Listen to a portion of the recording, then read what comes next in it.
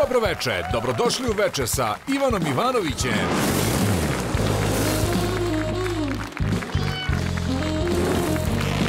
Večera sa vama David James.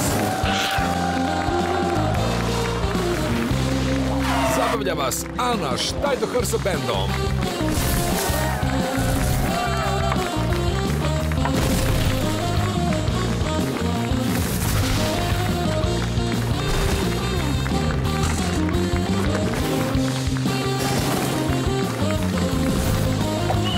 A sada čovek koji nama sve brani, vaš domaćin, Ivan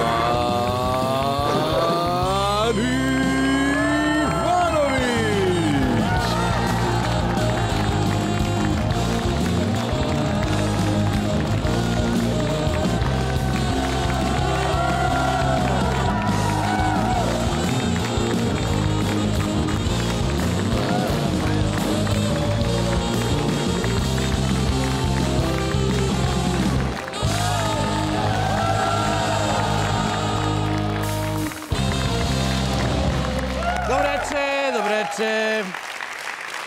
Dobro veče.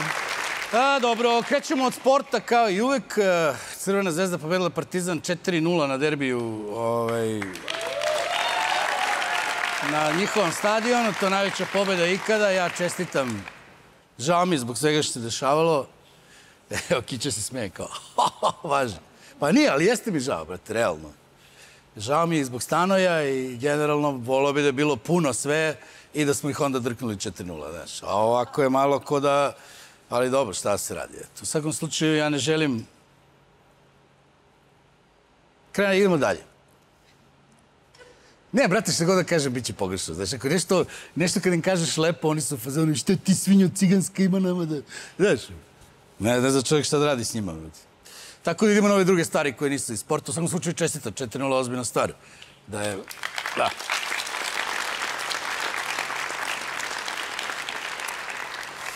Dizel pojeftinio za 1 dinar, što znači da na svakih sipanih 11 litara uštediš jedno jaje.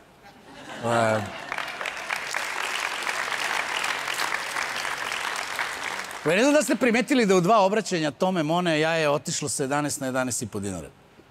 Znači, u petak je imao jaje za 11 dinara, u ponedjeljak je već bilo 11,5. Tako da, eto. Ali dobro. Čovjek iznajmio kuću i otkrio da se vlasnik krije u tajnoj sobi. Možda nije vlasnik, nego naprednjak prijavljen na tu adresu.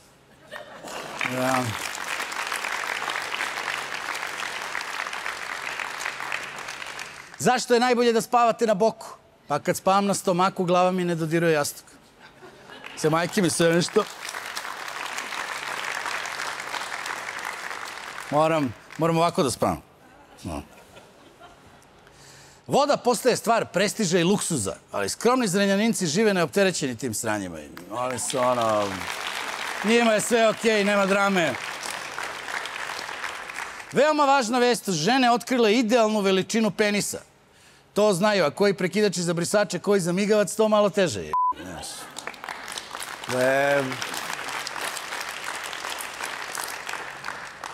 Kada je optimalno vreme za ići u krevet? Što se mene tiče, može i prvo veče, samo da ona pristane.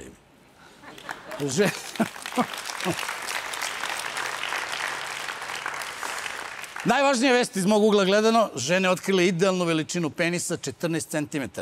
Da je veći, otkrile bi ga i ranije. Ali...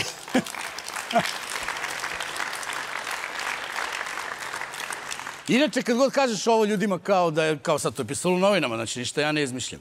I sad evo ja sam gledao publiku, ja sam rekao idealna veličina penisa 14 cm, sve žene u publici su bile u fazonu. A svi muškarci u publici su bili u fazonu. 14, brate, još 3 i tu sam. Liste čekanja za skener više ne postoje. Da vidimo sad ovu za štampač.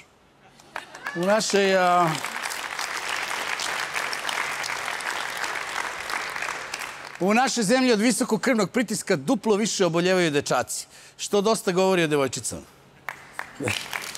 Mi gledamo zanimljive činjenice.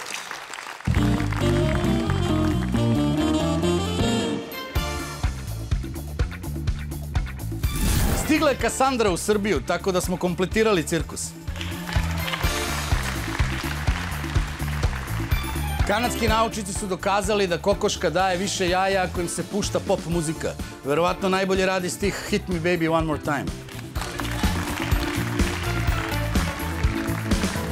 Predsjednik Vučić je objasnio Srbija je moj život za one koji su pogrešno mislili da žive u državi, a ne da žive njegov život.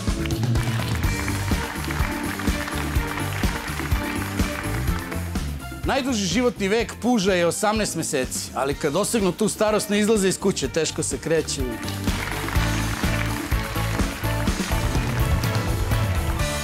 Pre će proći Sergej Trifunović hrvatsku granicu nego neka Šapićeva ideja u SNS-u.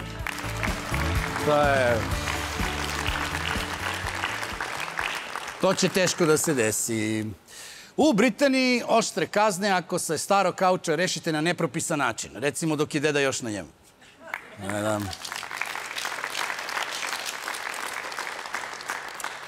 Kad smo, spomenuo sam fudbal, ne znam da ste isprtili da je Dinamo iz Zagreba izgubio 9-2 od Bajerna iz Minhena. Slobodno tapši, brate, pa nije...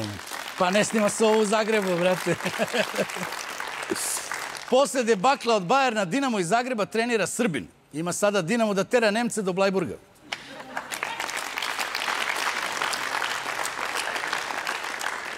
Preko paketa banana iz Južne Amerike kokain završio u marketima u Nemačkoj.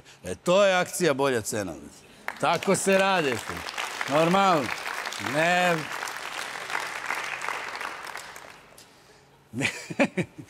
Ne znam, kad sam pročitao ovu vest, onda mi je postalo sumnjivo Lolino ponašanje. Jedino tako mogu da objasnim. Iako sam banane kupovao kod nas, naravno, ne u Nemačkoj. Hugo Boss se vratio u Rusiju. Ovog puta sa kvalitetnijim dugmićima nego u kolekciji Jesen-zima 43. Preko...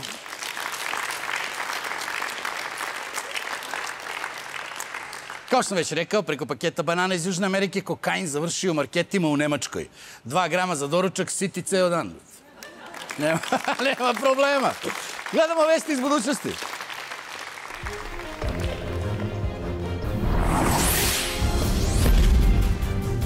Gledate vesti iz budućnosti za 27. septembar 2034. godine. Narodna skupština Republike Srbije seli se u vilu Željka Mitrovića na Dedinju. Željko Mitrović nam je izašao u susret i izdao jedan manji deo svoje vile uz povoljnu kiriju, plus infostan, uz avans od 2 kirije unapred. Tako da ćemo sada sednice moći da održavamo na baš ovako top mestu i u brutalnoj atmosferi, poručila je predsjednica Narodne skupštine Ana Brnabić. Kako se najavljuje, dosadašnja zgrada Skupštine biće pretvorena u najveći bed and breakfast u Evropi. Ministar za diskontne akcije i delikates Tomislav Momirović doživio je šok kada je saznao da jaje može biti i besplatno ako imaš kokošku. Samo 10 godina nakon frapantnog saznanja da 2 jajeta koštaju 22 dinara, ministar Momirović doživio je novo prosvetljenje. Frapiran sam, to je bukvalno kao da kokoška sere 11 dinara, poručuje popularni Toma Mona. Sergej Trifunović uhapšen je na granici sa Hrvatskom, jer se maskirao u statu druga Tita, kako bi ga Aleksandar Šapić poslao u Hrvatsku. Paket sa ceduljom i porukom, evo vam ga ovaj vaš, nama ne treba, u potpisu Vojvoda Šapara. Hrvatski policajci su otvorili i našli se u čudu kada se statua pomerila. Predsjednik Aleksandar Vučić otputovao u Njujork, gde će na Generalnoj skupštini Ujedinjenih nacija održati govor pred mnogim svetskim zvaničnicima i tom prilikom predstaviti jesenju programsku šemu televizije Pink. Željko Mitrović uveo putarinu na kružnom toku Topčiderska zvezda. 10 godina sam dozvoljavao da idete mojim imanjem, sada je dosta, rekao je Željko Mitrović. Ispalio vatromet, a zatim je počela tačka u kojoj Jovana Jeremić guta kratke mačeve. Gledali ste vesti koje će biti.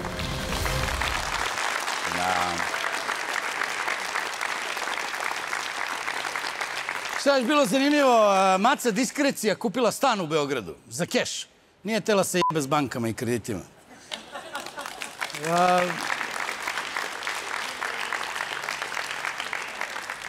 Vatrena Karleuša blokirala Kikindu. Dobro, Danilu daje. Šta da radiš?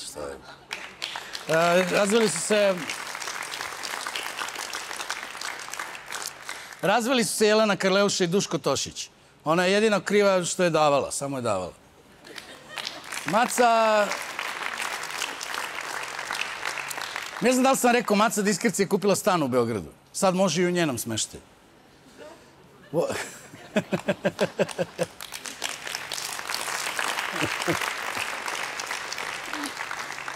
Ja prosto hoću da pomognem devojci, poguramo malo gde je stan, tu i kuća. Nije sad to... Što da nema i kuću, ili tako? Bolje je u stvari da ne pričam o tome. Ne sve stalno se meni bori šta bi rekao, a šta je dobro, šta nije, nemam pojma, ono. Ja realno poštujem prostitutke jako. I stvarno im želim se najbolje. I ja bih i reklamirao ovde, kao što vidite i radim to, nije...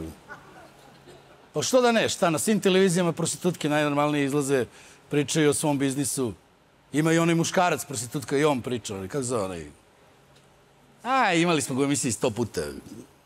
Elektra neka, ja mislim da je Elektra neka, neki gastarbajter naš iz Švajcarski, koji je shvatio da je tamo život napravljen da odseko Đoku, ga stavio sise i to je to. Tako da meni je to sve okej. Svi su bolji od Vulina. Realno. Vojtika Slagalice u drugoj trudnoći. Nismo planirali dete. Ona je govorila stop, stop, stop, ali on je imao dužu reč. Da je to... Predstavljam Milorada po drugi put, druga epizoda našeg novog stripa Milorad.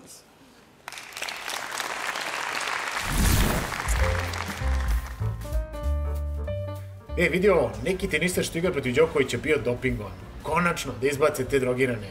Šta bre da izbace? Pa iz takmičenja, da im oduzmu poene. Moj ludi Johnny, oni i treba da se drogiraju. A? Treba da ih dopinguju, ko Tour de France da voze. Ni tad neće uspeti da pobede Đokovića. Nemoj da počinješ, Milorade. Svi da šmrču doping u venu i da se poređuju sa druge strane mreže ko živi zid, a Nole sam, pa će i tad da ih oduči od tenisa. Preteruješ. Da im od droge izrastu ruke ko hobotnica i u svakoj da drže po reket, ni tad Nole tu ne bi prišli. Zna se ko je broj 1. Vi bre živite u eri jednog Novaka Đokovića. Alo bre! Milorade, jesi li tu? Pite doping iz dvolitarke, neće vam pomoći. Dvolitarka? Pivce? To je bre pobeda prirode nad farmacijom, čoveka nad robotom. Pobeda nas nad njima. Joj. Johnny, jesi li ti za još po jedan doping? Može. Šta misliš, je li Federer bio dopingovan? Pa ne lupaj, Johnny, on je gospodin čovek, za mene pravi šampion.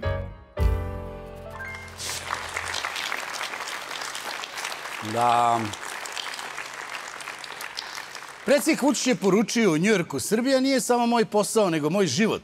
A on sa svojim životom može da radi šta hoće. Vučić, pa...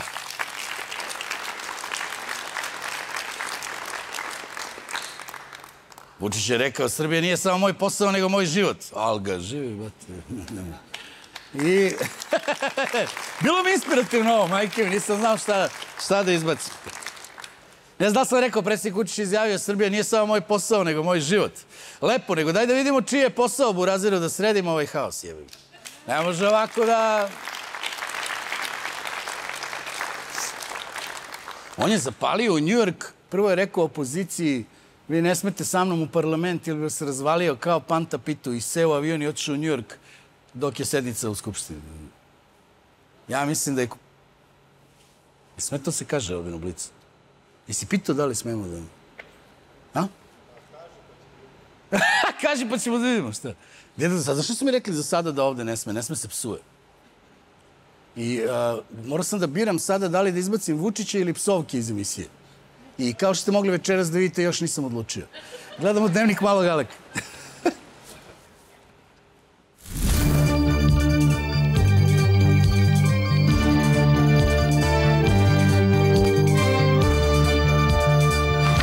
Dragi dnevniče, moj drugar Žeks je počeo da se bavi pozorištem. Znali smo da mu fali neka daska, ali nismo znali da je ona koja život znači. Igrali smo se u školi koji je lik iz videoigrice. Šapa je Lara Croft. Bio sam na ekskurziji u Njujorku i poslao sam snažnu poruku. Snažne poruke iz inostranstva plaćaju se po posebnoj tarifi. Sve u svemu, stalno neki problemi. Da... Vučić je rekao, Janko Tipsarević me naučio kako da se izborim sa tremom pred obraćanje. Tako da ću sad moći češće da nam se obraća. Vučić u Njujorku pred celim svetom pričao o temi koja je najbitnija za svakog Srbina. Izgleda da je pričao o promaji. Ministar...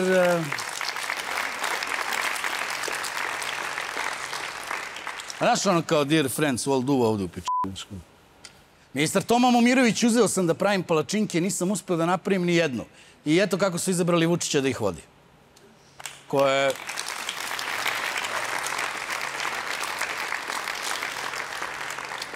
Kad Vučić pravi palačinke, Toma samo dođe da mu razbije jaja i to je to. Kad je čuo da je Aleksandar Vučić sebe proglasio za vrhovnog komandanta, Vulin je proglasio sebe za 7 samuraja. Nikola Selaković kaže... Srbi i Mađari zajednički brane pravu Evropu. Pa ako bude sreće i mađarske tastature da nabavimo. Vučić je pozvao... Ljudi, sami aplaudiraju, sami aplaudirate. Stvarno? Šta je ovo? 3. epizoda, već publika sama aplaudira. Vučić pozvao predsjednika Kenije u posjetu Srbiji. Eno, sve trčim.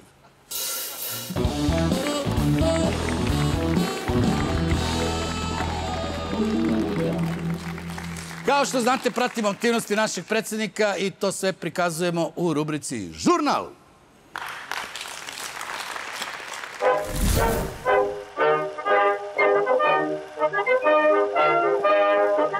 Predsjednik Aleksandar Vučić je izjavio da Tito neće biti izmešten iz kuće cveća. Tako je, predsjedniče, Aleksandar Šapić neće kopati. Predsjednik Srbije Aleksandar Vučić je prisustvovao prikazu sposobnosti Vojske Srbije Zastava 2024. Prikaz sposobnosti vlade Srbije još uvek čekamo. Predsjednik Srbije Aleksandar Vučić je predlog zakona o zabrani iskopavanja litijuma ocenio kao imbecilan, nepismen i glup. A predsjednik zna šta priča. Zna on dobro imbecilne, nepismene i glupe. Da... Vreme za biser nedelje, tema današnjeg bisera je vrlo zanimljiva. Ja recimo čusto verujem da državna bezbednost ima među voditeljima svoje ljude. I ima ih od uvek, da se ne lažemo. Ima ih i danas. Ali se danas više oslanja na stare kadrove, zato što stari kadrovi znaju znanje. I ovdje je jedan takav primjer gdje je pripadnik vladajuće stranke, čuveni Srbislav Filipović, koji se više puta isticao po patriotizmu i po oštrom jeziku, da ne kažem oštrom umu, jer to baš i nije bilo, ali uglavnom po oštrom jeziku, je negdje iskočio malo iz šina i tu imamo stari kadar artiljerije, gospodina Ostojića, da ga vrati na pravo razmišljanje. Evo da vidite kako izgleda to štelovanje u programu. Ali politička odluka, ja se jedino što upadam reći, politička odluka Beograda i Srbije jeste bila da naši građani ne učestvuju na izborima na severu Kosova i Metohije. Dakle, iz razloga... Ček, budi tu pažljiv. Ne znamo da li to bila politička odluka Beograda ili njihova. Pa dobro, ali oni su na kraju krajeva u razgovorima uvek sa Beogradom. Dakle, idemo lagano ka tome da su Srbi sa Kosova sami hteli ovakvu situaciju u kojoj su se našli, da su sami htjeli da napuste institucije, da im niko nije rekao da to urade. I kako je Srbislav iznenađen, pa čekaj bre prijatelju, pa ja znam da oni nas slušaju sve što im kažu. Ja mislim, ostavići tu lepo gura da su Srbi sami krivi za svoju propust. Tako da, osim što mi se gade ovakvi likovi i da rade ovakve stvari, ja stvarno moram da kažem da nikog nije zajebao u zadnjih 30 godina kao što je vlast iz Beograda zajebala Srbe na Kosovu. Ok, lagala, prevarila, zajevala i na kraju napustila. Pa da ne bude da niko nije rekao to na televiziji. Večeras jedan sjajnog gosta. Sa nama će ovdje biti legenda engleske reprezentacije Liverpoola, čuveni golman David James. Za 3 sekunde. Ovdje.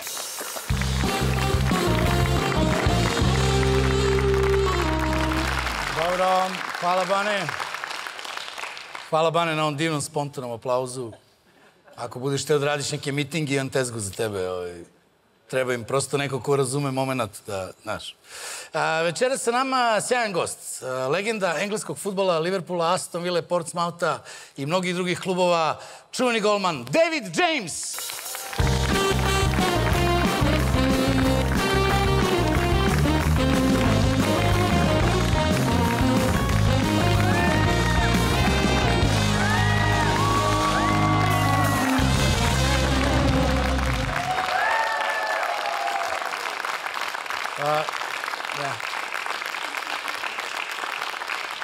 I don't understand this. There is more ladies in the audience and you got such a big applause.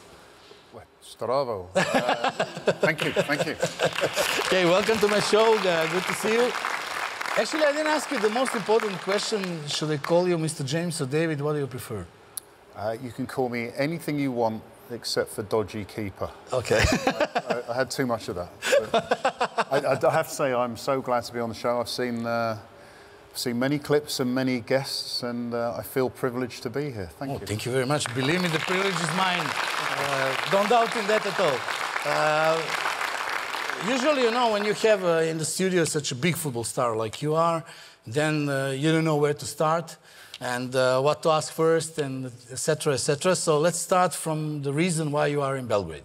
As far as I understood, there is 32 or 34 years of 32 years of sponsorship deal between Liverpool and Carlsberg, which is the oldest sponsorship deal in the Premier League, I think, and in the football generally, I believe. So you come here to drink beer with the people, or you come here to speak about the football? And a little bit of both. As you said, the relationship, sponsorship, partnership with Carlsberg is 32 years old. It was started when I joined Liverpool. Yeah.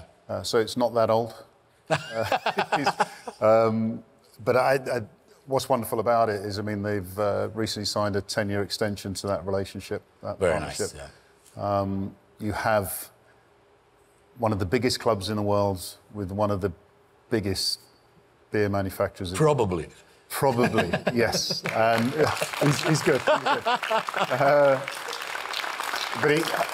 I think it's testament to the success of both, that they can keep this bond.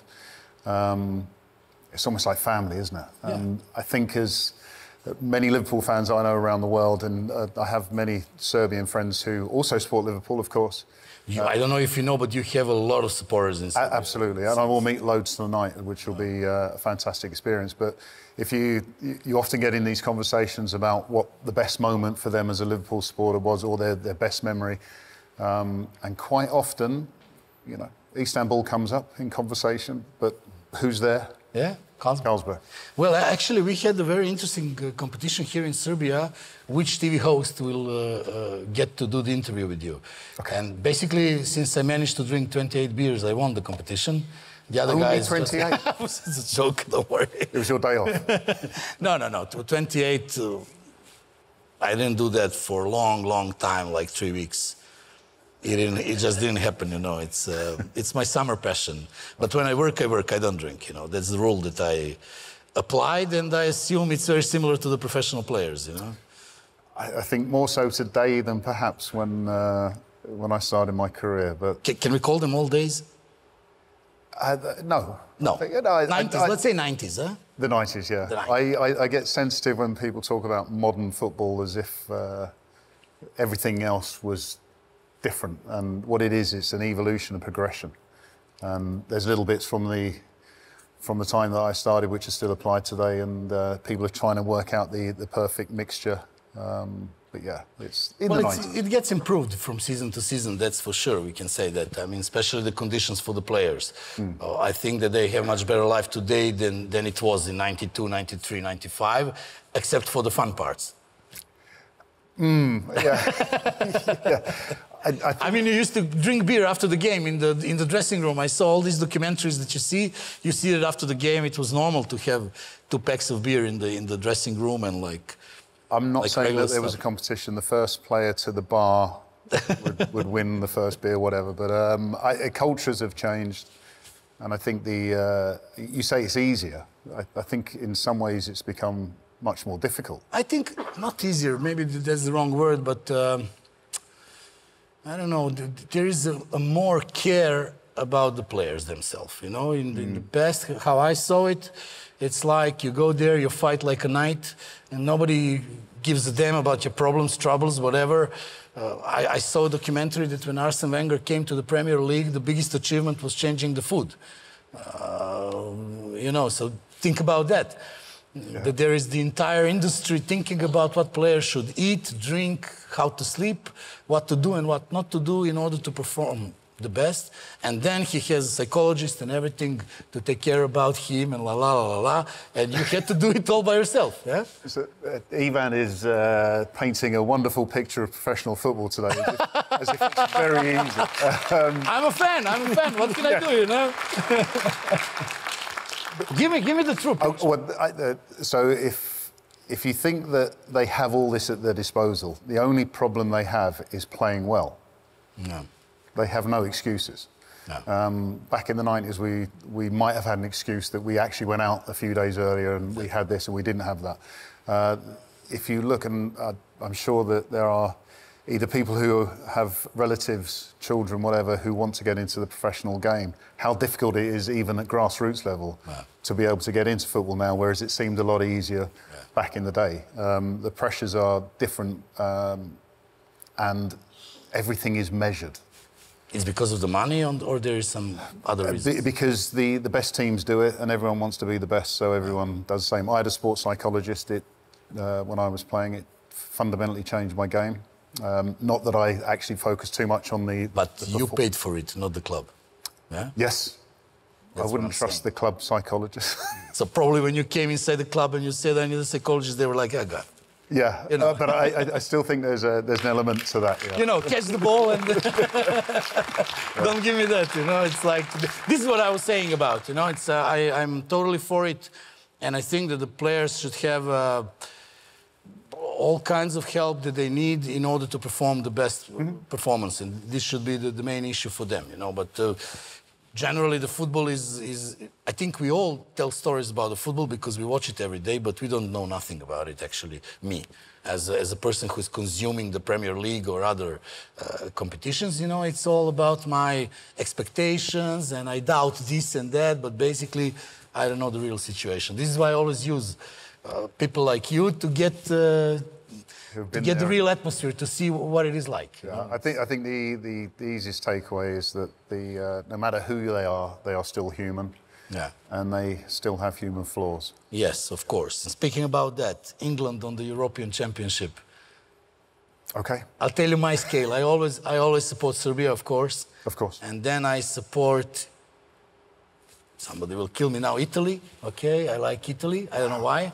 Wow. And England, in my life, was always together with Italy or after Italy, but always among the first three. I simply love England. I love English football. I always did. And I was thinking this year, especially because it was Spain in the finals, because I'm not a fan of Spain and Spanish football, I was thinking now it's the time. This is the year. But I was thinking the same 4 years ago. So, what's going on? You have a beautiful team, great players. Like you, I was at the final 4 years ago. I was at the final this summer. And inside, I believed that it could be the year. I think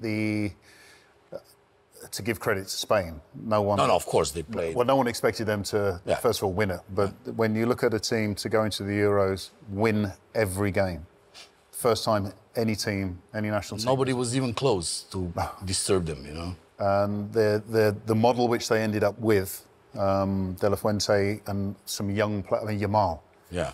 OK, this guy's good, he's 16 years old, he might be OK. Well, he turns out to be the sensation of the tournament. People used to speak, now imagine when Yamal goes back to school, and you know, you always have this, what did you do last summer? Well, I was the champion of Europe, you know, played some football with my friends. Young player of the year. And now I'm back in the 3rd grade of the high school, you know, it's like amazing story. It's an amazing story, and as we were talking about the opportunities for footballers before, you know, when you see a teenager at one of the biggest stages in football performing the way he does, everybody feels that they have the chance to be able to do that. So for an England fan, supporter, I was hoping that we were going to win.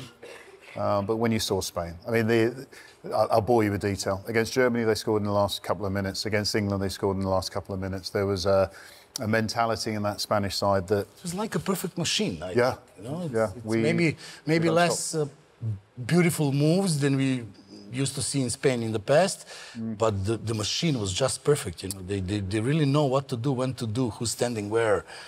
You know, no false passes, nothing, I mean... I was covering the games in India. I was doing some technical observer work for UEFA. And of all the teams, they were the one that making the least mistakes, if you like, and they deserve to win it. So England will win the World Cup. You think so? Then the next year. No, but listen, you used to be the member of the generation that everybody thought is going to win it, okay? Great players, great national team of England, but again, it just didn't happen. And it's not happening for the decades. And I'm saying this as somebody who likes English national team and English. You're saying it's someone who hears this a lot, yeah? I'm not the enemy, that's what I want to tell you. No, we were unfortunate. I think you need a Yamal to change the way that the team performs. And we had Michael Owen getting injured in one World Cup. We had Wayne Rooney getting injured in the Euros. And this generation, okay, the Grealish was not there. Palmer was on the bench. Mount was not even playing, and do you see some youngster who might be the one, who might be the England's Yamal? I think we have Jude Bellingham. Yeah. You know, unfortunately for Jude, I think there was a bit of tiredness perhaps in the finals, but you know, he's young. In 2 years, 4 years' time, he will. Well, he's very young. He's very young. 21, Yeah, we forget how young he is. I forget, because he has the season from the Real Madrid and scoring in the last minutes and playing such a great football. You don't expect him to be 2021. No. The same with Yamal. If the guy's 16, 17, I don't know. I know. He looks at Jude Bellingham and goes, "That guy's old." Yeah. we just played the Spain in this. We played the Spain on September the 6th in Belgrade, and I was watching the game very thoroughly because of Yamal. I was thinking, what are they going to do with him? So I think that our players beat him up in this game. He's going to remember when he was coming. You know, that it was like in the old days, you know, when you have a good player, you just give him over the legs, you know. And I think that this kid is going to remember this game against Serbia. Absolutely. How did you see Serbia on the European Championship, if you were looking for the team with the mistakes? My recollection is limited, I have to say. A lot of my focus, as you can imagine, was with England. With England and the real teams. The real. No, it's a joke. So, from my experiences here in Belgrade, in particular, coming out here in 2013 with my Icelandic team, I have love for Serbian football. For am I allowed to say Red Star? Sorry, am I allowed to say Red Star? Yeah, of course. And Red Star, of course. I'm half the audience. Yeah. I'm the great fan of Red Star. You know, so. Well, you did. You saw there, let's say, one of the best football sons of Serbia, Nemanja Vidic, playing in Manchester and probably pairing with Rio Ferdinand, like the best concrete wall in the history of the game. Yes, it's like I remember. Yes. It was really he was really a tremendous player, and Ivanom Ivanovićem in Chelsea, and maybe Nemanja Matic also. So we can play when we want, you know. Yeah, but going back to sort of my experiences here, the Nemanja Vidic, I did my pro license with, my coaching pro license. You have to imagine, it's not difficult to imagine. You have a rivalry in English football with Manchester teams and Liverpool, for example. And for years and years, we were not allowed to like the opposition. You understand this? Of course. So you're on a pro license with Nemanja Vidic, and it's kind of like, this is the guy that I'm not allowed to like. He is one of the nicest people I've ever met. Yeah, you have to like that. I love him. Yeah, you have to it's love kind of like, okay. yes. He's a great guy and a great player, you know. It's unbelievable. It's very hard to find some flaw with him, you know, like to say something bad about the guy. You know? I have nothing bad to say about him. So. Let's speak about your Premier League career. It was, I just went to see some deals, you know. Of course, I'm watching you for the years. But a lot of clubs, a tremendous career and some unbelievable moments, some great successes that was unexpected, like the FA Cup with Portsmouth. I think it's one of the biggest surprises, even for you. Huh? Yeah. I mean, when you started the season, you certainly didn't expect you're gonna win the FA Cup that year. You know, it's. Well, when you get the FA Cup draw comes. Every player looks and he goes, oh, we're playing, I think we played Ipswich in the first game. So, okay, fine, it's the FA Cup, fine. So we go through the rounds, and the draw was Manchester United away in round 6. And it was like, OK, the FA Cup was really good this year. Let's focus on the league before the game even starts. And we get in the changing room, and Harry Redknapp, the manager, comes into the changing room, and he reads the team sheet out, and he's going, da-da-da, and it was Manchester United's strongest team. Oh. And for a moment, you sit there and you go... Which shouldn't be the case, yeah? I'd lost at Old Trafford 6-0 in an FA Cup game with West Ham. So I'm sat there thinking... Vrrr.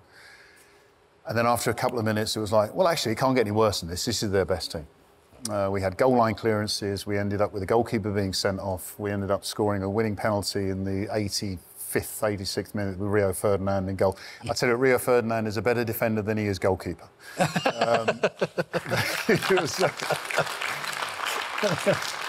But from that moment, then we're in the semi-finals and the finals, and it was the last season on the Wembley, yeah?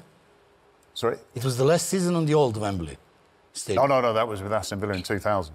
This was 2008.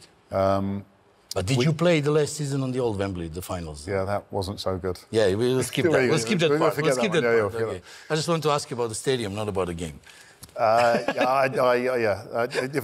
mean, just to go back to the FA Cup. Yeah, please. Winning the final against Cardiff, we were expected to do. No. We were the Premier League side there. But reach the final was not expected, yeah?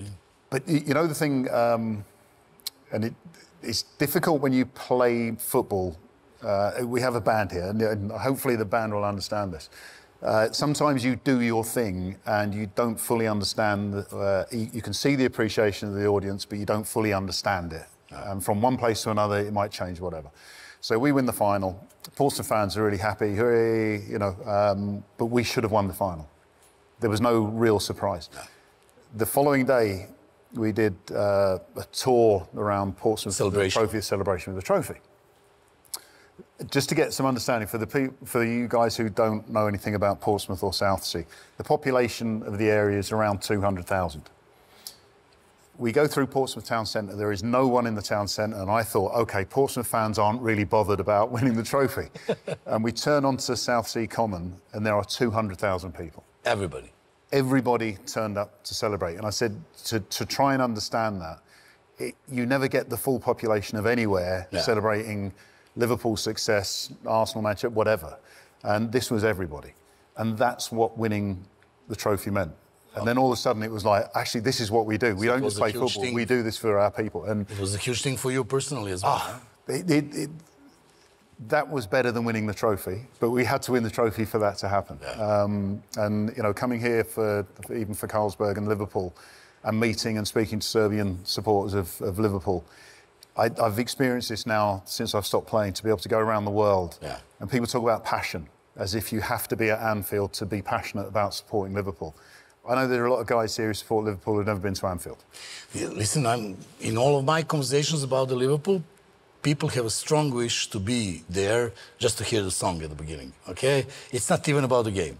They just want to hear the You'll Never Walk Alone. And even when you watch the broadcast in Serbia, at the beginning, the commentators, they don't speak anything, you know? And only after the song is finished, he starts to... And it's special. I mean, when you're playing, and I bring the band back in once again, there's a bit that you have to concentrate and make sure that your mind is right, and you kind of try and distance yourself from the noise, but you can't obviously avoid it.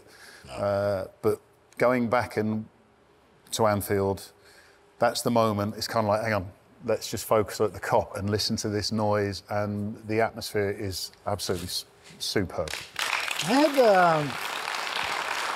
Well, let's speak about that a bit more. Does the atmosphere in the stadium affect the goalkeeper more than the other players? No, not you personally. I'm just thinking, you know, it's like the goalkeeper is there, and when the ball... I know you follow the game all the time, but you don't have to run, you don't have to be in the action like they are, and then you can see the people hear the songs and la-la.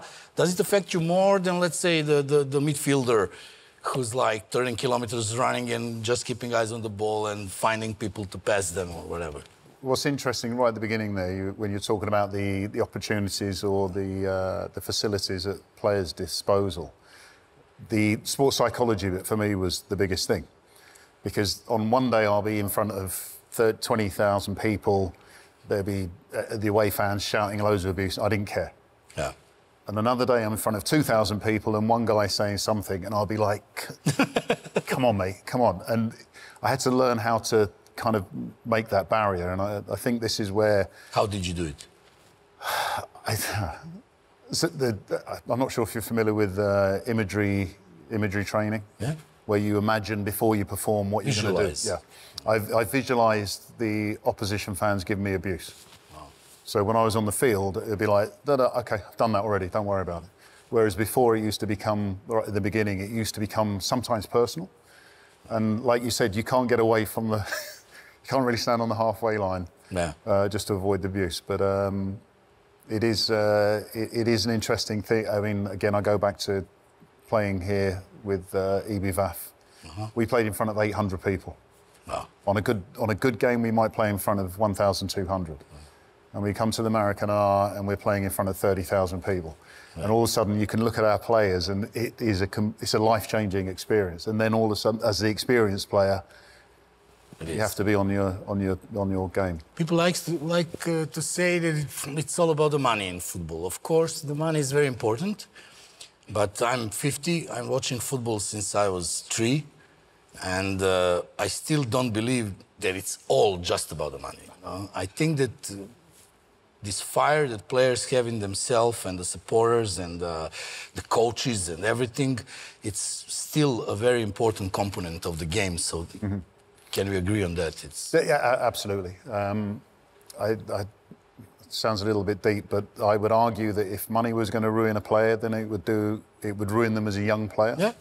The first money will ruin him. Yes, I said this to one of my friends, one of my late friends who was coaching youth team players. I said, if you give a player, I don't know, 500 euros a week at 16 years old, he will be so different to his group of friends that he will change them. And if he can't handle it then don't worry about the first team. Yeah, so, exactly. Yes, of course, there's a lot of money in top-flight football, but these guys, I think, have earned the right to be in that position. It's a very specific life. People don't know that. You're separated from the family. You are hours and hours during the day on the trainings. Generally, during the year, you might have altogether like 20 days of vacation, maybe even less. 7 days on the summer and 7 days on the winter. I don't know. We've only recently introduced the winter break. Yeah, you didn't have the winter break. Not Premier League. You have 1 week off. That's not a break. Yeah, that's something. We calculated the success of your season by how many days off you had. Yeah. And at the end of the season, if you had 3 weeks maximum, then it's a pretty good year. It's a good season for you, yeah. The longer the break, and then if the national team comes during the summer, you are totally killed. Yeah, it's almost impossible. How did you choose to be the goalkeeper, or it was just the set of events? I saw you were playing a forwarder in one game, I think, in City. They put you on the field, so which means that you probably know something. I think that 8 minutes of me playing up front for Manchester City would probably answer that question for you. When I was a kid, it's a historic moment for it was historic, yes.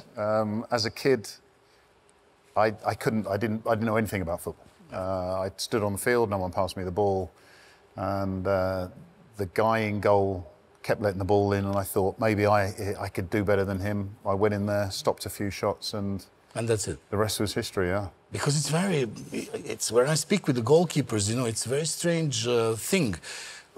And I was watching a documentary about this woman, the Miss Solo. She was the goalkeeper in the United States national team. I saw this. Yeah, you saw it? Yeah. It's a great movie about the psychological perspective of everything. And then she said that when you're a kid, if you don't know with the ball, they tell you go and be a goalkeeper, Yeah, I think it's similar like that. But then again, if you grow up and you see now the importance of a goalkeeper in every team, I think it's tremendous. But to choose, to want to be the goalkeeper, it doesn't happen every day, okay? It's usually like the set of events that brings you there. Yeah, I was fortunate. I was a gymnast. At school, so I had the sort of physical good abilities. Yeah, I did every sport. So being You're a goalkeeper, tall, which is also very important. I couldn't be the goalkeeper. Maybe in handball. You could be our goalkeeper now if you want. Now? I play 7-a-side on a Monday. Really? Yeah. Well, with Serbian guys or no? Well, if you came over, we'd have a Serbian guy, yes. Yeah, no, but without me, you know, because if the players are Serbians, they're going to shoot in me, not in the goal, you know, it's like... Of course, yeah. I would like some people that doesn't know anything about me, you know, it's... But okay, the physicality you obviously had, and you wanted that? I love playing in goal. How brave the goalkeeper should be. You must be braver than I have a broken nose because of playing in goal. Only once? Only one broken nose, fortunately. One broken nose. But yeah, it's strange. You can do less than everyone else if you're in a good team and in a good match. But then you can do more than everyone else if you're in a not so good team in a not so good match. And I think walking off the field, captaining like the FA Cup against Manchester United, you know, keeping a clean sheet.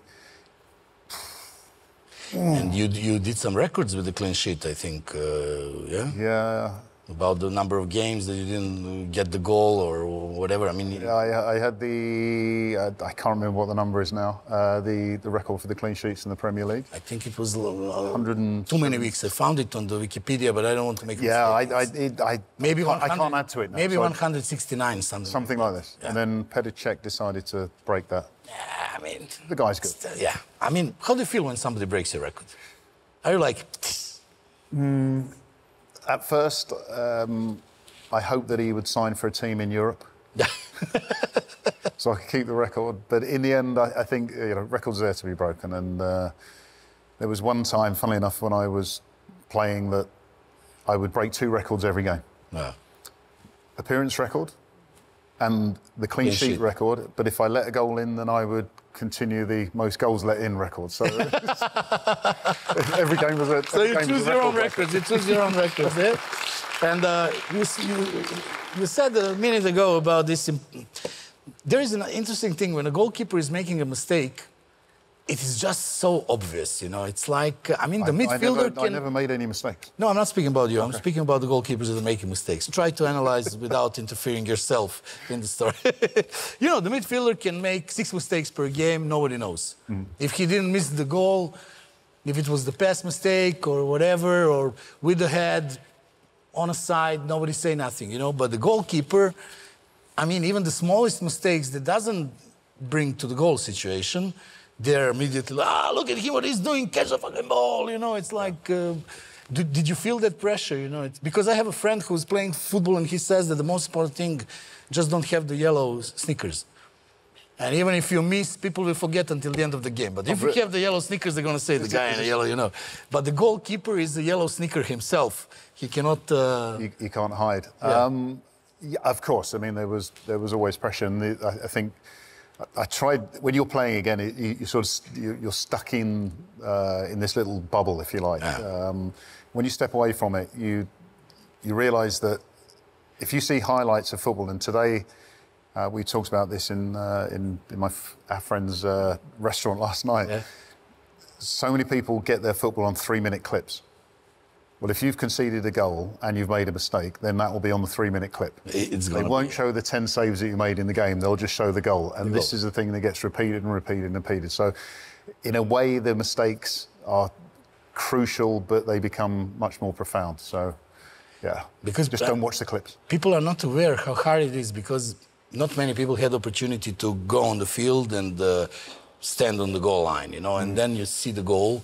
And it's like 7 point something and 2 point something, okay? Yeah.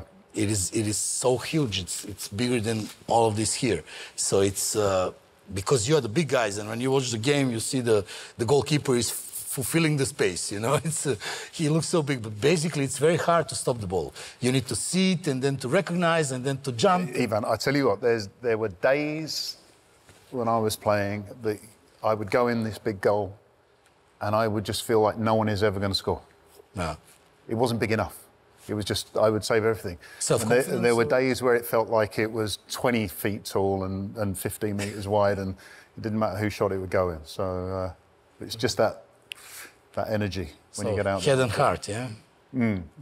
Yellow boots. Head and heart needs to be together in order to perform on the highest level. Yes, everything. Everything, yeah. Okay, that's the... How do you see the league itself? You started at the beginning. And you were one of the witnesses of the tremendous progress that Premier League had from the beginning till today. It's absolutely the best league in the world, and I love football a lot. And for me, you know, I watch almost all the games in the Premier League, and then I go to look some Italian or Spanish if it's a good game. But in the Premier League, I can watch the 15 and 16 playing against each other. It's good for watching. And so how do you see that progress? And do you have maybe some feeling that you contributed as well to make it such a good product and good league and quality league? I mean, obviously, having played over 500 games in the league, there was a contribution. Not always necessarily good for my team, but it was a contribution.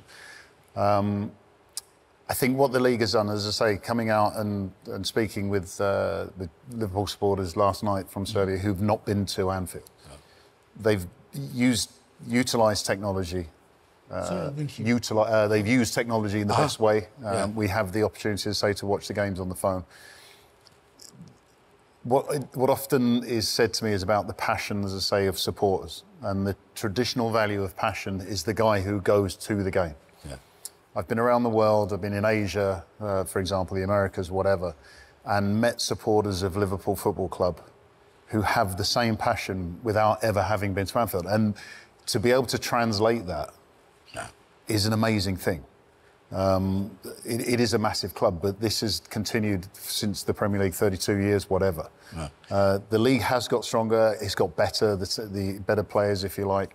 And to have been part of that progression and that evolution, obviously, makes me very proud. And I'm sat here in your studio because of a bit of it. But I'll tell you something, as a TV producer and somebody who's working on television for 17 years, TV production of the Premier League is unbelievable.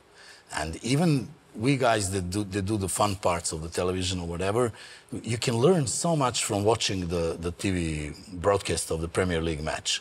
The graphic solutions and even the shots with the camera, they just open you some perspective, you know, that then you can use in your studio in different type of show. People never talk about that, and people basically don't understand that.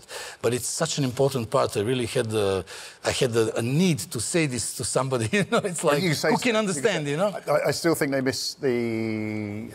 It's interesting, and we go off on a slight tangent here, but there was, I don't know, 15, 20 years ago, you had the availability of a technical camera where you could watch the whole pitch. Yeah. Whereas they don't offer that camera angle now.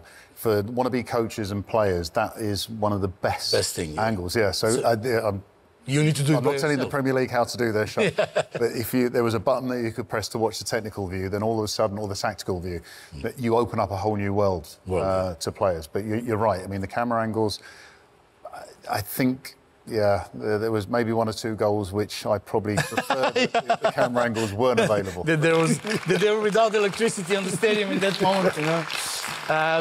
Playing for England, I think playing for England, most probably from all the countries, is the most challenging thing, you know. I think that every English player, if he comes to a situation, he must feel 20% higher than the others in other countries, you know. That's my opinion, my impression, watching from a side. You had this privilege to be the England's goalkeeper, to play with the best players, and if I'm not wrong, you correct me, you're the only representative of the national minority that was the goalkeeper in England, yeah? In the history of that national team. So did it mean something more to you than it would be in a different level, and how do you see it, and what are your feelings about being the England's goalkeeper? It's a great position, you know. Yeah, it wasn't something that I was aware of. I just wanted to play for England. I mean, it was never really an issue. It was more of an observation in recent years. In a strange way, you kind of think if I was playing for 13 years in and out of the national team, why hasn't some young kid gone, I want to be Dave James, and become the national goalkeeper from an ethnic minority background? But it hasn't happened, and I think it's not about the boys, it's about the... No, there's a lot of factors, but there's a part of you that thinks, why am I the only one? As you say, the pressure... we have a legacy of 1966. Yeah. Like Thanks God there was no VAR in that time, you know. No. It's funny. I watched the rerun of the 1966 World Cup final just before the Euro final this summer. And there was a moment, forgive me for bringing up England's success in 66. Oh, come on. England were winning 2-1 with a minute to go in normal time. And they played a back pass to Gordon Banks in goal, and then the crowd started booing. And the commentator said, oh, even the English fans aren't happy with that kind of football. And I'm thinking, you're a minute away from winning the World Cup. They kick the ball long, the ball comes back, free kick, 2-2. Yes. And then we And you can give it back to the goalkeeper in those times, yeah. But it was kind of a statement of what English fans expect from their national team. And that explains a lot. Well, all of a sudden it explained why some English fans didn't like what they saw in the summer. And I was like, I don't get this, but this is traditionally the way it should be. So my England career was with almost like a template of expectation, which had been there for many, many, many years. I was very proud to represent my country, very disappointed that we didn't win. My injuries, I mean, my broken nose was literally 3 days before my second England cap, and I had a choice to mend my broken nose and miss playing for England, or play for England with a broken nose and never do any modelling. No. I decided to play for England. No. And that's the kind of commitment. I broke my shoulder of playing for England, I broke my knee playing for England. That explains it. And that's what you do. Because I was thinking, loving England almost all my life, you know, I tried to remember the goalkeepers, so let's say the first half of my life I only knew for the Shilton, and I was always seeing him, you know, and then there was Seaman, and then he was like forever being in England's goalkeeper, and then I remember you, and even now the Pickford is for a long, long time. So obviously England doesn't change goalkeepers so often, you know. It's like when you get there, you have opportunity to stay. Yeah, and in a strange way, one of my, I never thought about this till recently, one of my sort of proudest achievements is actually being dropped by England many times. So it sounds a little bit odd, but as you said there, David Seaman starts, goes on, once he's dropped, he's finished. Then Paul Robinson had his opportunity. There's a number of goalkeepers. But I managed to come back again. Yeah, to make a long run, to make a long run, yeah. Okay, so you stopped with your football career, and then for every professional sportsman, it's a very interesting moment, because when your professional career stops, then you can acknowledge the life around you. You can be aware of your family, your friends, even the people that work in your house, because the professional sportsman is always on the run, on the road, paying for everything and getting the reports that things are done, but basically you don't participate so much in everyday's events. I'm speaking now not about you, I'm just speaking generally, you know, the most of the guys. Right. But anyhow, for everybody it's the same. When it's finished, it's a completely new life. Even if you choose to stay in football, for example, it's a different role, different responsibility, different tasks. So was it hard for you? And I know that you love art and that you're painting, and probably you discovered a lot of different talents that you have and things that are interesting to you after you finish the career. I think there would have been obviously a change, because you're not having to get up. And I mean, the commitment to football is 24/7. Even if you're not at the football club, you have to look after yourself, you have to eat the right stuff, you have to do all this. I'm very lucky that I am very obsessive about things, and my obsession allowed me to be more obsessed about art. I DJ as well, so not necessarily going out, but I can spend more time doing that, more time doing gardening. Oh. I learned the one thing, when you train a lot when you're a professional footballer, and it becomes so regular that normal training is just normal training. It's not until you don't do normal training you realise how much training you do. So I went off to Asia for a little while, enjoyed a lot of Asian cuisine, and look slightly different to what I do now. You look actually amazing, I must tell you. Well, thank you very much. It's like... I don't want to call it for a drink, but you really look... I learned... I kind of learned that there's a way of moderating, first of all, what you take in, as in food-wise, but I always like being fit. So I started DJing on my laptop on my gym bike. So now every day I can jump on my gym bike for an hour, do a mix, keep fit, nice, and have balance. And I think that was the thing, it's more being obsessed about having the right balance. So it was a transition, but I'm very happy, and I'm here. I mean, Did you finish the transition? Now you know who you are and what you do and what you like. I think I've always known who I was. Oh yeah. And I'm sure I will morph into something different depending on what influences there are. I found in many places your activism about the ecology and the environment and everything. And we are in a very interesting situation at this moment in Serbia. This is, in our country, the question number one. Unfortunately, it started to be the question number one only this year because, you know, the big companies want to do something and then they want to persuade us that getting the money will solve the river, the air and the grass, and we won't miss it so much if we have the money. You know the story. It's like, it's always like that. So do you have any advice, or I would like to hear your opinion on a way we should approach the ecological issues?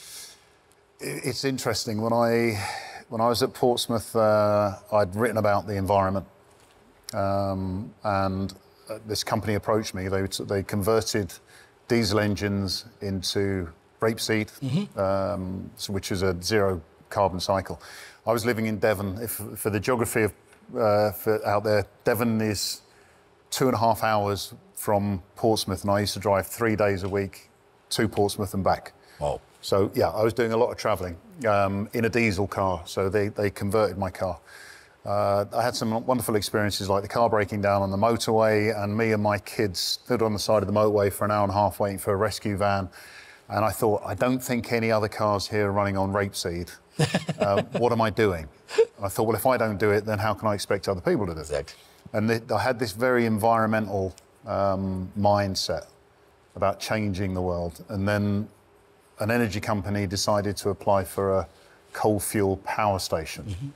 And I thought, what can I do, or we do as individuals, if big companies are trying to undo all the hard work we're doing? I think technology, investment in technology is the key.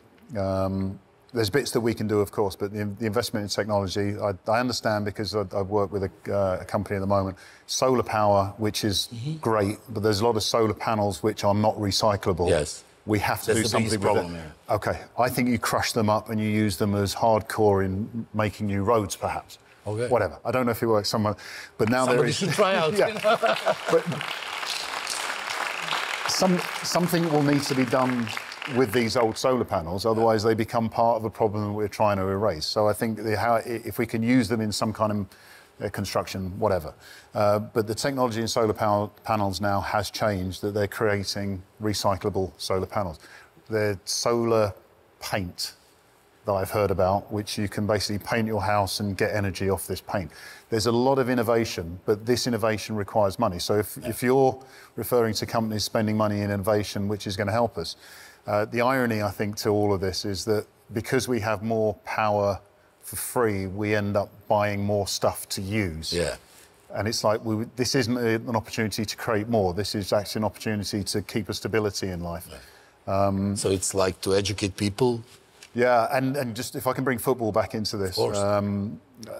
The part of a scheme that I've been involved in is essentially recycling football boots, not by changing the actual boot, but when and I've been speaking to a parent today about their 14-year-old son who wants expensive football boots. Well, when he's 15, these boots will be too small, but they'll still be fantastic. What do you do with those boots? Donate them somewhere so someone's son who can't afford those boots can continue playing football, because a healthy society is going to be our biggest challenge about keeping the environment. They take care about each other. Yeah. And widest way. Yeah, so there's big company and there's individual. We all have a part in this. We just hope the people who have a big say are doing it for the right. Basically, I think that my impression is that solution for all the problems that mankind has just use the brain a little bit more and use the heart a little bit more. Absolutely. So it's not so hard, I think. It's not difficult. Yeah, this is what we are, actually. That's how we came to this level. That's why I like being on the show, because that's the way you think. I had a brave heart and a good head, you know, and finally it happened. Yeah. So I will remember this forever, I must tell you this. I'll go around the world and saying, you know, David James was on my show. We didn't drink beer, but we spoke about it. You know, and we might drink it in these few days that are coming, you know. You should see my record, you know. It's like, it's impressive. 28, it's not bad. But at the end, I always do the same thing. It's a bit of cliche for the reporters or the hosts, TV hosts, but I think it's important because young people don't watch television so much anymore, but they do watch interesting interviews and interesting shows, which I believe this is what I'm doing. So I like always, when I have people like you, to give them some message. Don't get me wrong, I don't expect them to do it. I don't expect them, they don't even give a damn what the two of us are gonna say to them, but it's gonna stay there, and maybe in a year or two, they're gonna say, let's get this advice from this successful man, at the end, successful man. What would my advice be? I think there's an idea that everything has to be perfect, which is not true. Of course. And I think it's difficult for... I have children myself, I have grandchildren now who are growing up, and I would give them the same advice. You can like and watch and follow whatever you want, but to believe that what you're watching is a perfect reality would be misleading. Yeah. I think you have to experience life. You have to, as you say, use your head, use your heart. You will make mistakes, but as long as you learn from the mistakes and understand and just be the best version of yourself, exactly, then you'll go a long way. You don't have to worry. Yeah. Okay.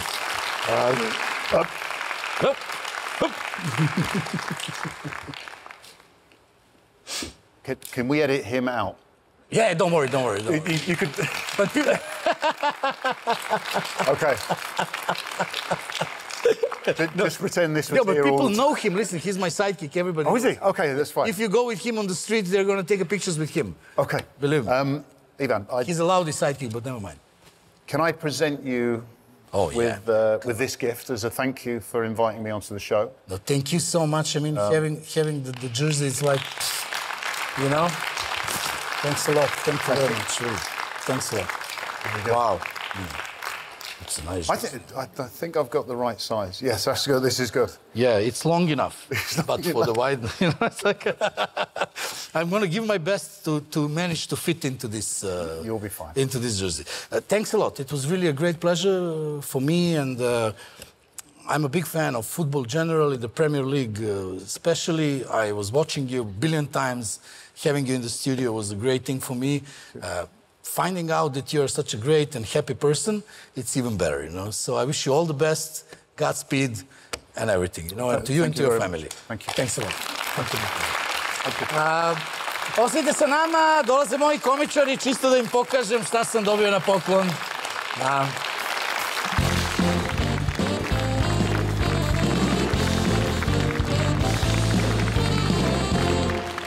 Dobro, momci, dobro veče. Imao sam super gosta pre vas, tako da ne zamerite što ste mi vi malo onako ispod nivoa, ali dobro, sad nije, mislim, daleko bilo... Šta sad? Posle golmana napadači, znaš? Pa dobro, da, imali smo golmana, sad malo bekovi i to je to. Britki Bekčić, Silić Nikola. Ovo izgleda malo kao, na primjer, Sakić, kad bi se ugojio 40 kila. Znači, ima tu građu, ali... Roberto Carlos i Gattuso. Ti svakako ti ne znaš... Ja nemam pojma ko su ti ljudi. A ti znaš ko je Roberto Carlos, a kamoli ko je Sakić. Vidi, Sakić je povredio Ronalda, da mu je Silić uklizao, poginuo bi Ronaldo. Sine, Silić bi ga ubio kao kamion na... Šalim se. Dobro, pre nego što... Ajmo dalje, samo tebe. Pre nego što počnemo da imamo šta smo naučili prethodne nedelje. Da je Aleksandar Vučić otputovao u Njujork jer ne sme da izađe pred opoziciju u Skupštini Srbije. Da je Aleksandar Vučić pred govor na samitu u Njujorku popio čaj, a potom zagrmeo na velike sile, tako da je dobro što nije popio rakiju.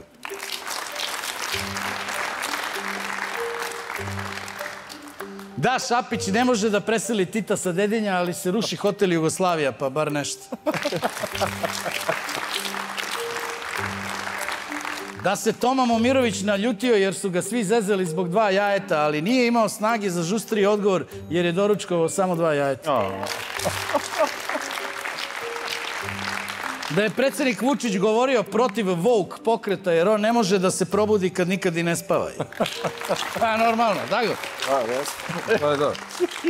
Gospodo, da li ste raspoloženi da igramo ove naše komičarske igre? Ja se nadam da ćete biti duhoviti, publika to očekuje od vas. Samo nam nabi pritisak. I ovi koji su u studiju i ovi koji su kod kuće. Ovi koji su kod kuće, njih ima malo manje nego ovih u studiju, ali... Ali svake nedelje po 3 više. Znaš šta je dobro? To će i ovi koji su sad ovde biti kod kuće, tako da onda se to...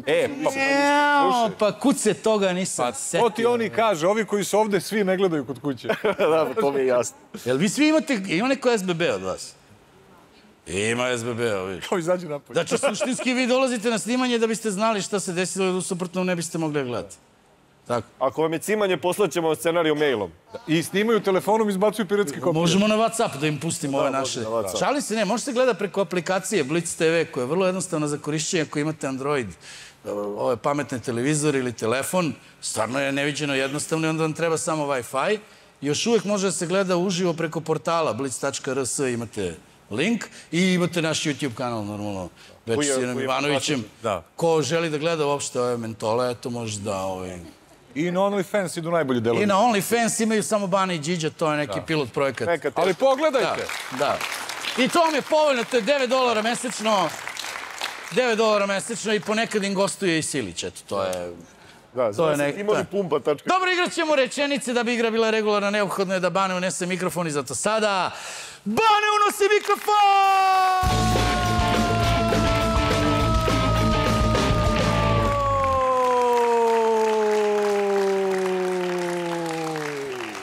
Pa popio sam ksizal, klošaru, ne možeš mi ništa, već. Dobro, gospodo, da vidimo prvo jednu izjavu predsjednika Srbije koja nam je bila motivacija za ovu rubriku. Iznenadit ću vas sad ovim što imam da vam kažem. Dakle, igramo rečenicu koju bi Vučić mogao da kaže, a da nas iznenadi. Ja imam SBB, ali gledam Veče preko Blitz aplikacije. Rečenica koju bi Vučić mogao da kaže, a da nas iznenadi. Haris Džinović ispod šešira ima još jedan manji šešir.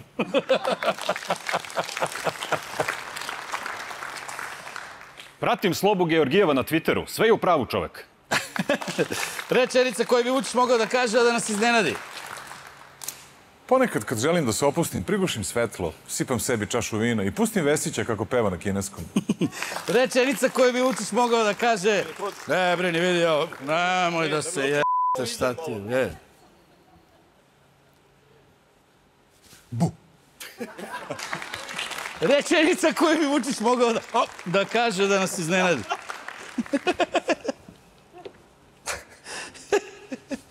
A za Novu godinu na trgu, to palko.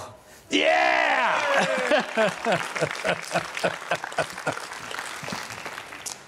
Da li ste primetili jednu nelogičnost u našoj politici? Dačić se zove Ivica, a okrugao je. Rečenica koju bi Vučić mogao da kaže, da nas iznenadi. Kako ne znam šta je niski post? Pobogu, to je kad Ivanović posti. Rečenica koju bi Vučić mogao da kaže, da nas iznenadi. Ja predlažem da napravimo jedan dogovor da ja ovako prolazim. Uopšte ne moramo. Da ja ovako prolazim. Bolje okreni to prema oštru Ivici. Dobro, dakle, rečenica koju bi Vučić mogao da kaže, da nas iznenadi. Idem, kume. Dosta je bilo.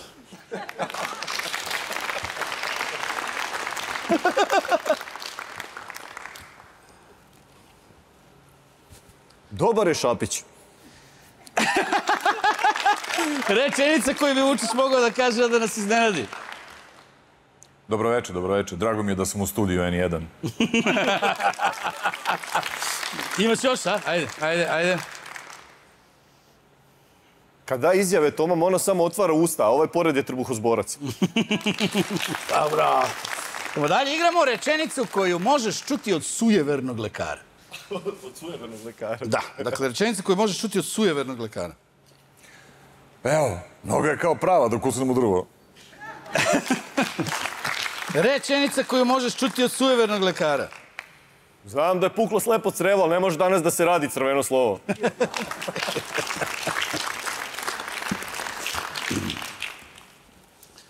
Evo, lepo smo otvorili ranu, da ne ureknem.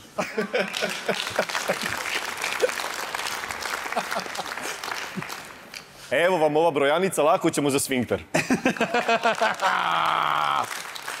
Mada je u realnom životu ide, evo vam sfinkter, lako ćemo za brojanicu. Nije to virusna infekcija, vama je ovo učinjeno. Rečenica koju možeš čuti od sujevernog lekara. Vidite, tata, mali je zdrav. Porođaj je protekao fantastično, ali 6. juna da se rodi u 6 sati i 6 minuta.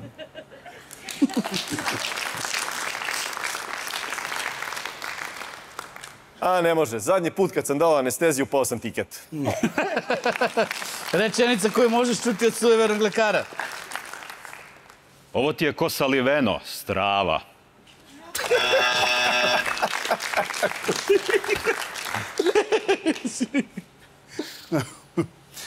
Vidite, ako je verovati pasulju, samo si se naduo. Rečenica koju možeš čuti od sujevernog lekara. Naravno da znam dijagnozu, samo gledam je li Belijel ili Belzebub. Belzebub. Evo, poklopile su se kazaljke na satu, neko misli na vas. Kapiram kolege sa hirurgije. Rečenica koju možeš čuti od sujevernog lekara. Rezultati su loši, a kad krenete odavde, prosuću vodu za vama, pa će to da se sredi.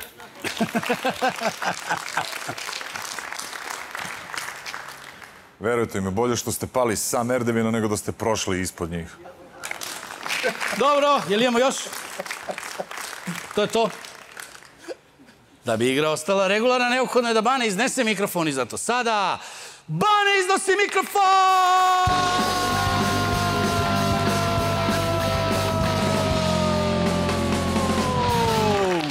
A mi gledamo rubriku Stigla me pošta, krećemo od mesta broj 5.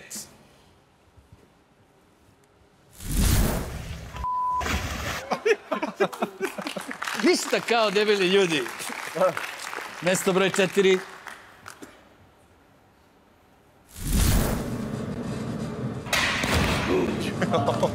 Šta? Mesto broj 3. Hiva.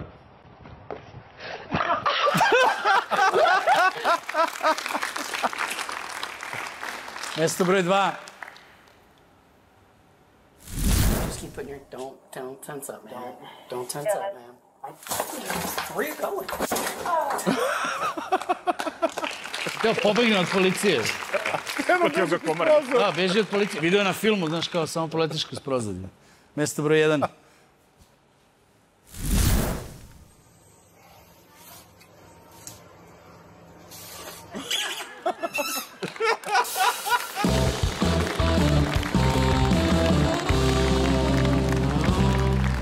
Pobednički video poslao je Goran Najdić iz Beograda i on je dobio Ice Watch sat, moj brat od tetke. Ukoliko želite budete deo rubrike Stigla me pošta, pošaljite fotografiju ili video na veceposta@gmail.com. Momci, mnogo vam hvala. Za kraj imamo muzičke goste. Momci iz Aristokrat Musika su sa nama večeras i podelit će atmosfere koja vas očekuje na njihovom koncertu 5. oktobra u Zapa bazi. Izvode svoj poslednji singl Ruske pare. Ostanite sa nama i posle reklama. Eto sve normalno, eto sve je хорошо. Oko mene sve su Rusi, dolaze, još njih, još i još. Pijem vodku mesto vode, pijan pušim za gašenka. Dan je ljigav ko daždevnjak, sanjam da mi padne dženga. Kad na vestima se digla neka panika, velika se oba Rusa u naš glavni grad. Pa žalsta, pa čekaj, pa privjet, pa to je Madaraša. Kanješna, to su Mašo, Medved, to su braća Neša. Teško je bujt bez para, teško je da se stara. Mujka Vanja, stara maćuška i Dvijana Cece stara. Majčiki, beznadežno sam, a da izdajemo stan. Nego šta, na zdrovija živi bili, bolje na selo u vili, nego Mirjevo 4, ko sa sardinama sam. Kupujem gršunje, suteren, atelje, svi bi Rusi mojih 22 kvadrata. Odmah da oglas dam, možda prodam stan. Perem rublje, znači perem pare, bogat sam. Buržuj, samo da trošim ruske pare, davaj, samo da brojim ruske pare, davaj. Svima je ladovina, vozi se lada niva, samo zakuri i pedalaj. Davaj, davaj, davaj, davaj, davaj, davaj, samo da trošim ruske pare. Davaj, davaj, davaj, davaj, samo nam Ruse daj. Trange, frange, tundre, tajge, tundre, tu tambure, tu trube, eta slavlje. Kalašnikov, sklapam, rasklapam ga, pa porad kapnam, a pucam ratatata. Spasiba, ljubi brat, я сказал, сука, блядь. Я работим, что работи, старый сват, слав сквад. Русский рулет, русские капе, русская песма, калинка, русская крагна, рушка, jakiće taka. Raz, dva, ne bi se od vas razdvajao, ja znaju bez vas nikada nećemo imati gazbajo. 22, 22 kvadrata, zajednički dom, a sada valjamo kvadrate kao Maljevići. Dobro majčik Manjevići, dobro majčik kraje priče. Do svidanja. A je liče iz Moskvića, vičem šta je pičke. Život mi je bajka kao Bajkal, dubok mi je džep. Svira balalajka, hajko lajka, lajem vrtim rep. Ana Karenina, Ana Kurnikova, pa Raskodnikov Raspućin. Čitam Jesenjina, ide krasiva, brzo sam postao rusofil. Ništa Tom Sawyer, ni Toy Story, samo Dostojevski i Tolstoj, samo Moskva, Vladivostok, davaj opere od Čajkovskog, za potomstvo, svetotrojstvo, nek svet zatrese se, pa možda desi se i balkanski SSSR.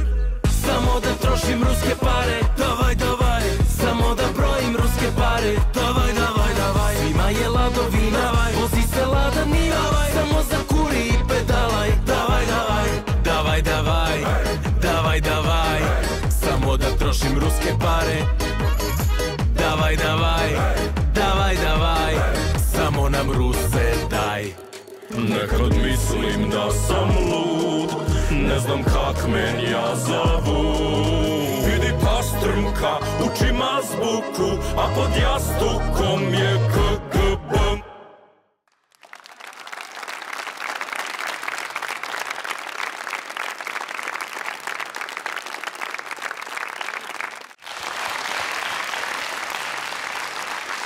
To je bilo sve što smo vam spremili za večeras. Nadam se da ste bili zadovoljni i da ćete biti zadovoljni i sutra u 21:30 na ovom istom kanalu sa emisijom 4 po muškarca s Ivanom Ivanovićem. A ako ne budete, onda sledećeg petka Veče s Ivanom Ivanovićem, pa u subotu 4 po muškarca s Ivanom Ivanovićem. I ako to ne bude dovoljno dobro, onda posle toga opet imamo u petak.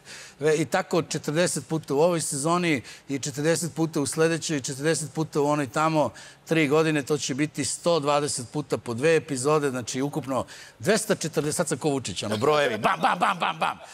U svakom slučaju, mi smo ovde petkom i subotom u 21:30 sa velikom željom i korektnim talentom da vas malo nasmejemo i zabavimo u ovoj svakodnevnici koja je siva. Da, sivlja ne može biti. Laku noć, prijatno.